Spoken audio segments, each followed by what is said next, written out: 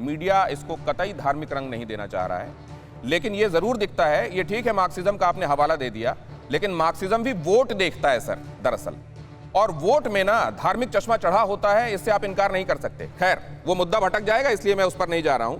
आपने एक चीज और कही है सर, कोर्ट ने कहा था, एक सेकंड, बकरीद के वजह से अगर केसेस बढ़ेंगे और ये होता हुआ दिखेगा तो इसमें संबंधित लोगों को जिम्मेदार माना जाएगा, कार्रवाई की जाएगी, ये कोर्ट ने कहा था सर।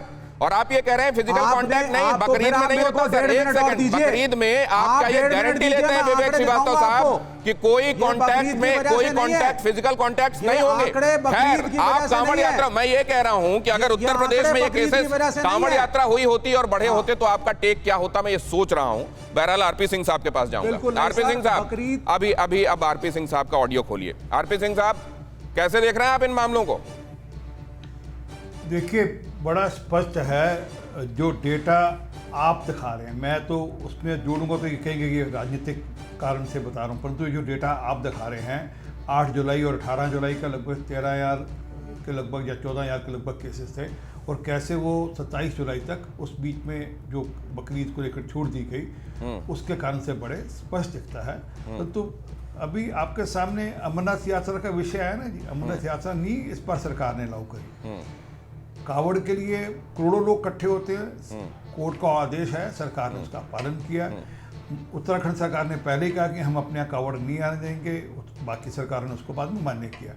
असल में क्या है कि बड़ा स्पष्ट है, सबको पता है कि वोट बैंक की राजनीति है, उनको एक तबके के वोट को खुश करना है, उसके चलते हुए किसी हद तक जाना है। ठीक है, कोर्ट के सुप्रीम कोर्ट के आदेश के बाद कि अगर होगा तो इसमें जिम्मेवारी ठहराई जाएगी। वो दिख रहा था कि कोर्ट इस पे निगरानी रखे हुए है, परंतु उनको तो निगरानी वोट बैंक पे रखनी है, उनकी नज़र तो वोट बैंक पे है, उनकी नज़र इस बात पे नहीं कि कोर्ट क्या कह रहा है।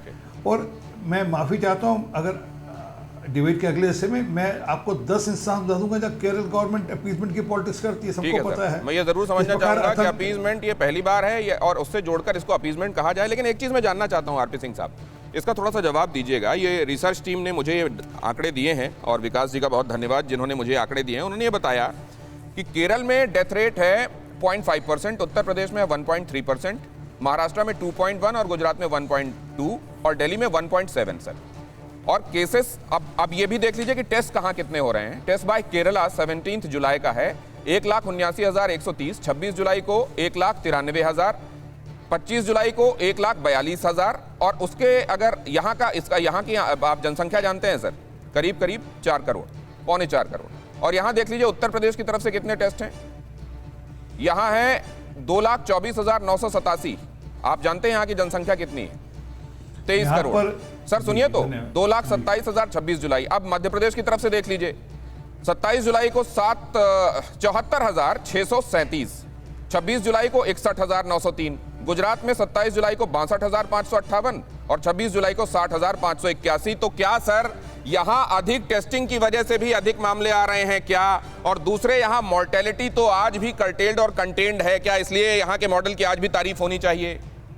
देखिए इसमें तो कोई शक नहीं कि केरल में हेल्थ इंफ्रास्ट्रक्चर बेहतर है, इसमें कोई शक नहीं है, परंतु ये जो राजनीति हो रही है दिक्कत तो उस विषय पर है। उनका हेल्थ इंफ्रास्ट्रक्चर देश में बाकी राज्यों से बेहतर है, परंतु जो अपीजमेंट के चलते केस बढ़े। और ये भी ध्यान रखिएगा जब पहला फेज और सेकंड फेज शुरू हुआ था तो केरल से, महाराष्ट्र से, छत्तीसगढ़ से चलते हुए बाकी देश में चला था, बाकी देश में फैला था।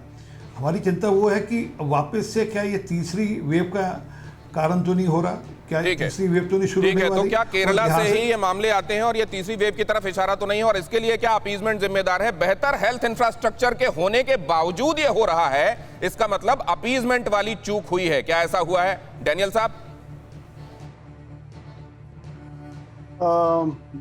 अपीजमेंट वाली चूक तो इनसे हुई है और इनको परमिशन नहीं देनी चाहिए थी किसी भी हालत में, कोई भी त्योहार हो या किसी का भी त्योहार हो। जब कोरोना है और काफ़ी सरकारें इस देश में ऐसी हैं जिन्होंने बहुत महत्वपूर्ण जो फेस्टिवल्स रहते हैं या लोग जहां एक साथ आते हैं, ऐसे सारे चीज़ों को बंद करके रखा है। सुप्रीम कोर्ट के काफ़ी ऑर्डर्स है, लेकिन ये सब करना ज़रूरी नहीं था। और ये करने से आप लोगों ने, केरल सरकार ने जो अपना मॉडल था, अपना नाम था, जो इज्जत कोविड की लड़ाई में कमाई थी सारी गवा दी, इसकी कोई जरूरत नहीं थी, और अपने लोगों को इन्होंने खतरे में डाल दिया।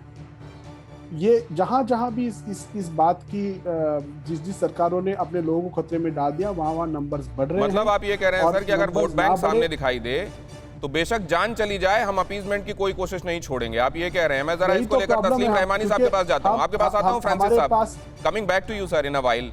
Doctor Taslim Rahmani, your take. देखिए, डानियल साहब को मैं सुन रहा हूँ कल लोग वहाँ असेंबली में, केरल असेंबली में जो यूडीएफ है जिसको कांग्रेस लीड करता है, उन्होंने सरकार के खिलाफ बड़ा प्रोटेस्ट किया और फिर बाद में शायद वॉकआउट भी हुआ वहाँ। और उनका कहना ये था कि जो पॉलिसी कोविड के सिलसिले में सीपीएम की सरकार अपना रही है वो, और पर्टिकुलरली जो लॉकडाउन की ABCD की पॉलिसी है, उस पर उनके एतराज़ात थे, जिसको सीपीएम ने कहा कि नहीं, आप साइंटिफिक बुनियादों पे बात नहीं कर रहे हैं, उसको खारिज कर दिया और फिर वॉकआउट हुआ। वो कहीं बकरीद का जिक्र नहीं था।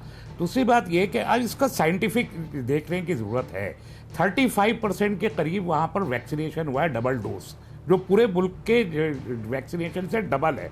इसके बावजूद जो वहाँ पर टेस्ट पॉजिटिविटी रेट है वो पिछले 3 महीने से, 7 अप्रैल तक मैं वहाँ था, मैंने मलापुरम में इलेक्शन लड़ा, आपको मालूम है, 7 अप्रैल को वहाँ आया हूँ, और ये 18 अप्रैल के आसपास से केस बढ़ने शुरू हुए।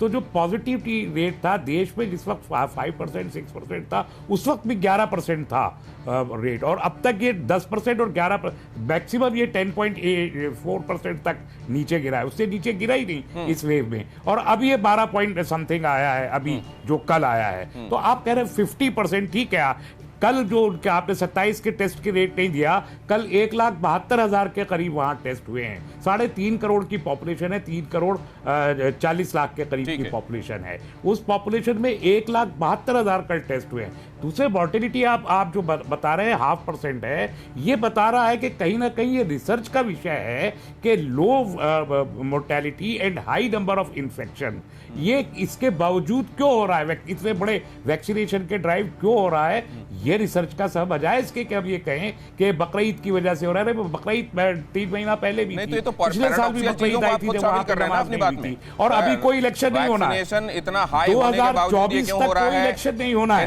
हेल्थ इंफ्रास्ट्रक्चर इतना ज्यादा होने के बावजूद क्यों हो रहा है? ठीक है, नंबर ऑफ टेस्ट समझ में आते हैं, आप कर रहे हैं इसलिए हो रहा है, लेकिन सर क्या आप ये मानते हैं कि जहां पर ढिलाई नहीं दी जानी चाहिए थी वहां दी गई है और धार्मिक वजह उसके मूल में है?